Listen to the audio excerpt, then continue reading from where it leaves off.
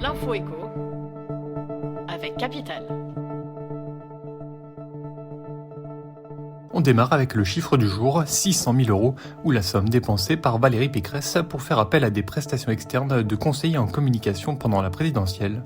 Un chiffre qui peut sembler faible à l'échelle des 14,5 millions d'euros de son compte de campagne, le plus important derrière celui du président Emmanuel Macron.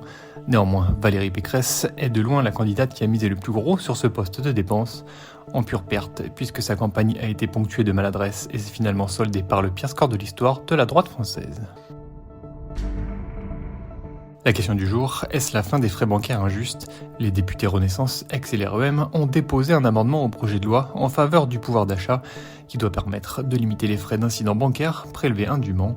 Certains ménages paient en effet des frais de rejet à plusieurs reprises pour un même prélèvement.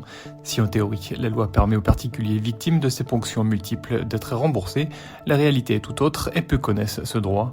Les élus en ont trouvé la parade pour forcer les banques à mettre fin à ce procédé injuste. Découvrez-la sur notre site. Une bonne nouvelle ensuite pour les 55 millions de détenteurs d'un livret A. Alors que son taux d'intérêt doit passer à 2% net à partir du 1er août, il est d'ores et déjà possible d'annoncer que ce rendement va de nouveau augmenter dès la prochaine revalorisation prévue le 1er février 2023. Le gouverneur de la Banque de France l'a confirmé mardi 19 juillet lors de la présentation du rapport annuel de l'épargne réglementée. Le mouvement de hausse du taux du livret A se poursuivra au 1er février de l'année prochaine. Mais à quel niveau cette rémunération va-t-elle grimper ? La réponse sur capital.fr. L'info pratique, enfin, va intéresser les salariés et leurs employeurs. Dans le cadre de son projet de loi sur le pouvoir d'achat, le gouvernement compte revoir en profondeur les règles de la prime Macron.